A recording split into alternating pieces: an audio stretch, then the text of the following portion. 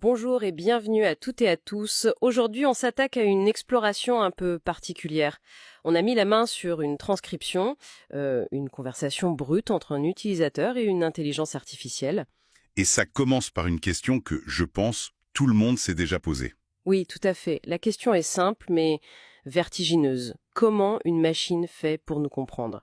Surtout quand on écrit mal, qu'on cherche nos mots, bref, quand on est humain.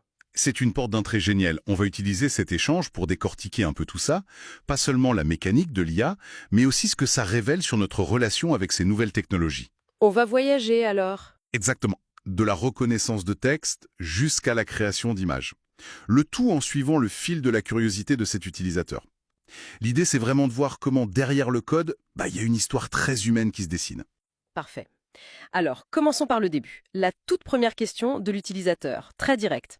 Il veut connaître les astuces de sémantique et de diction de l'IA. En gros, il lui demande comment tu fais pour me piger quand j'écris n'importe comment. Allons-y. Donc, cette question sur les astuces de l'IA, franchement, on pourrait s'attendre à une réponse hyper technique, un peu obscure. Et c'est pas du tout le cas? Pas du tout. La machine explique sa stratégie et c'est fascinant. Complètement. Ce qui est frappant, c'est qu'elle se comporte pas comme un simple correcteur orthographique. Pas du tout. C'est plus un détective. Un détective, j'aime bien l'image. Oui. Face à un mot mal écrit, ou une phrase un peu bancale, son premier réflexe, c'est pas de pointer l'erreur, c'est de chercher des indices. Attends, donc si j'écris, disons, je voudrais un pioçon pour dîner, elle va pas juste bloquer sur pioçon qui n'existe pas. Exactement. C'est le premier point de sa méthode, le contexte.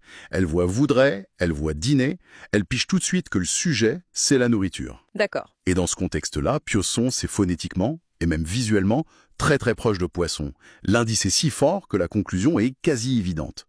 Elle ne corrige pas en fait, elle déduit. Ah oui, c'est subtil. C'est de l'inférence, c'est pas juste de la correction bête et méchante. Et ça va plus loin. Le deuxième indice, ce sont les probabilités linguistiques.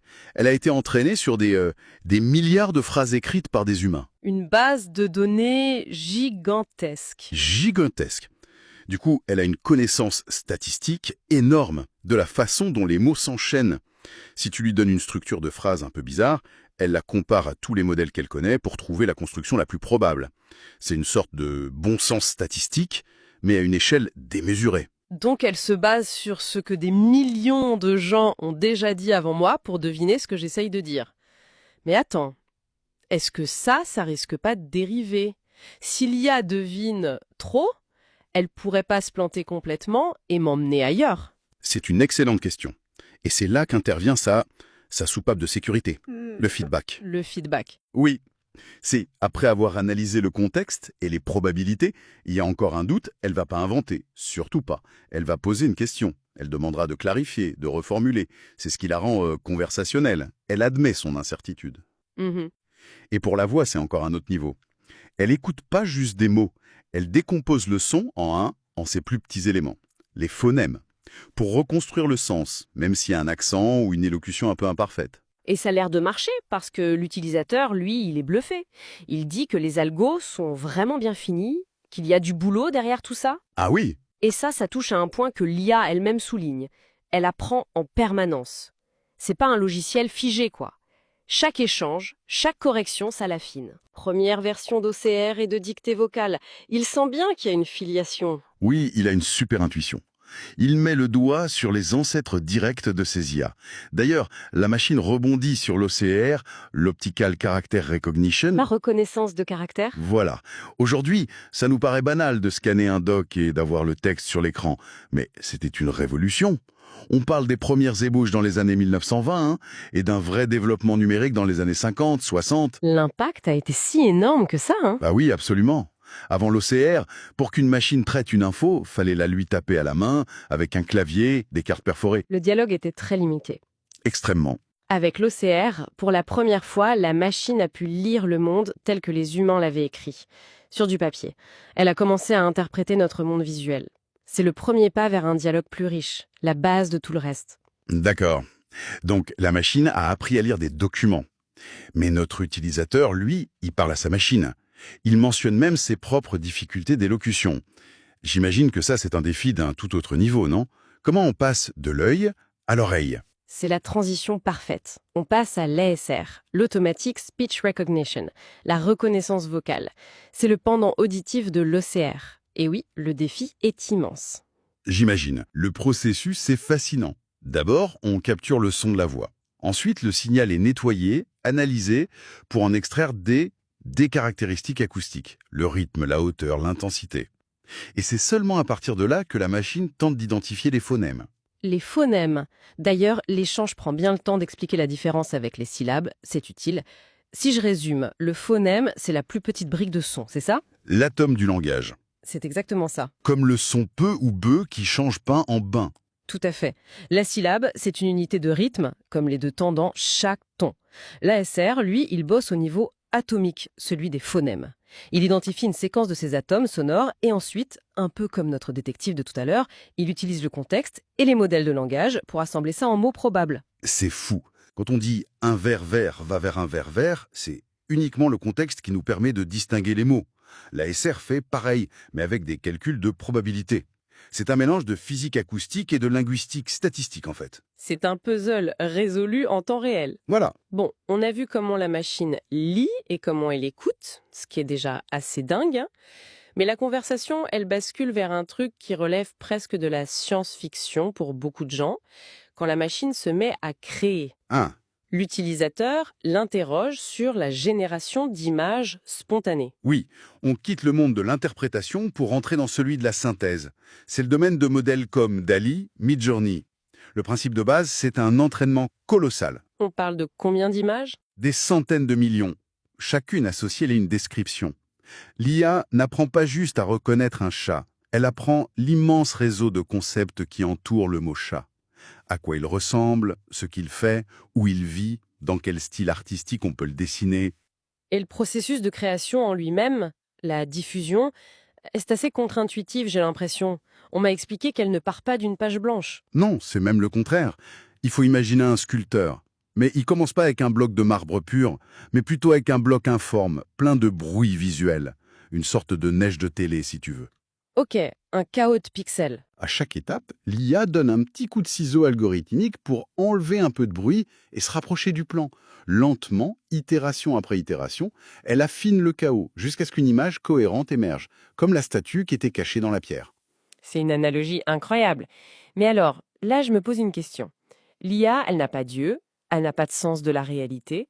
Comment est-ce qu'elle peut juger qu'une image est réussie ou plausible? C'est quoi ces critères? C'est la question à 1 million. En fait, elle s'appuie sur des critères qu'elle a appris statistiquement. Le premier, c'est la cohérence. Un chat est sur une chaise, pas dans le ciel. Il est plus petit qu'un arbre. D'accord, la logique de base. Oui. Le deuxième critère, c'est le respect d'une sorte de physique. Les ombres doivent correspondre à une source de lumière, même une lumière imaginaire. La perspective doit être correcte. Les proportions. Les proportions, exactement. Si une personne tient un ballon, la main doit être positionnée de manière crédible. Et enfin, il y a la cohérence stylistique. Si on demande un tableau style Van Gogh, elle doit reproduire les coups de pinceau, les couleurs. Même dans le surréalisme, il y a une logique interne que l'IA doit respecter. Mais, et c'est un mais énorme qui est souligné dans leur discussion, l'IA elle-même précise qu'elle n'a ni conscience ni créativité au sens humain. C'est une distinction qui est capitale. Capitale. Elle ne ressent rien en créant l'image d'un coucher de soleil. Non, C'est une recombinaison extraordinairement sophistiquée de motifs qu'elle a déjà vus. Elle peut imiter la joie, la tristesse, la beauté, parce qu'elle a analysé des millions d'exemples de la façon dont les humains représentent ça. Mais ça reste une imitation, une reproduction de motifs, pas une expression d'une expérience vécue. C'est peut-être la frontière la plus importante à garder en tête. toute cette technologie de pointe, cette mécanique si complexe, et au final, l'utilisateur décrit son quotidien avec ça de façon très, très humaine, presque artisanale. Il parle de son processus assez folklore, J'adore cette expression. où il dicte, puis il corrige le texte à la main avec ce qu'il appelle ses grosses pattes. On a tous un peu des grosses pattes face à nos écrans. Et c'est ça qui est génial dans sa description. Ça nous sort de l'image d'une interaction parfaite, clinique. C'est un bricolage, un ajustement permanent, un vrai dialogue. C'est l'utilisateur lui-même qui trouve les mots parfaits, je trouve. Il parle de relations symbiotiques et même d'apprivoisement et d'acclimatation réciproque. C'est beau. C'est magnifique et c'est incroyablement juste, parce que ça décrit une interaction qui n'est pas du tout à sens unique. D'un côté, l'IA s'améliore, chaque fois que l'utilisateur corrige une transcription, il lui donne une mini-leçon. Il la forme en fait. Il la forme, oui. Il lui dit non, c'est pas ce mot-là, c'est celui-ci. C'est une donnée d'apprentissage qui vaut de l'or. Et de l'autre côté, l'utilisateur, lui aussi, il s'adapte. Il apprend à mieux parler à la machine. Précisément, il apprend où faire des pauses, comment segmenter ses phrases pour être mieux compris, quels mots sont plus facilement reconnus.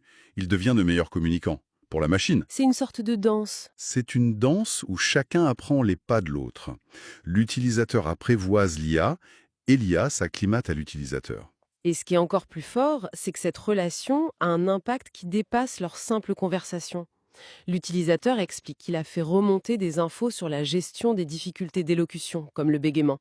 Et l'IA confirme que ce genre de retour est vital. C'est crucial.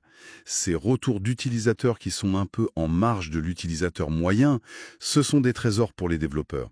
Ça permet de pousser la technologie dans ses retranchements, de la rendre plus robuste, plus flexible Et plus inclusive au final. et plus inclusive. La solution trouvée pour aider une personne qui bègue pourra par exemple améliorer la reconnaissance vocale dans un bar bruyant pour tout le monde. Cette boucle de rétroaction, c'est le moteur de l'amélioration de la technologie. C'est le cœur battant de cette symbiose. C'est incroyable. On est parti d'une simple question sur les fautes d'orthographe et on a traversé l'histoire de la lecture par les machines, les secrets de l'écoute artificielle, le processus presque magique de la création d'images. Pour arriver au cœur du sujet, la nature de notre partenariat, de notre danse avec ces nouvelles intelligences. Le grand enseignement de cet échange, c'est peut-être ça au fond. Je pense oui. La technologie, c'est plus un simple outil passif qu'on prend et qu'on utilise comme un marteau. C'est un partenaire d'apprentissage. Un partenaire qui s'adapte à nous et auquel nous nous adaptons aussi. L'utilisateur façonne la machine autant que la machine l'influence. C'est ça. Il la façonne par ses corrections, ses retours, et la machine influence la manière dont il communique et même dont il structure sa pensée. Et la conversation se termine sur une idée qui ouvre une porte vertigineuse sur le futur. L'utilisateur, pour s'organiser, il se dit qu'il pourrait créer un modèle GPTS personnalisé juste pour chapitrer automatiquement leurs futurs échanges. Ça m'amène à une dernière réflexion. On n'est plus seulement des utilisateurs de l'IA, on commence à devenir des architectes, des dresseurs. On la façonne activement pour qu'elle réponde à nos besoins les plus intimes, les plus spécifiques.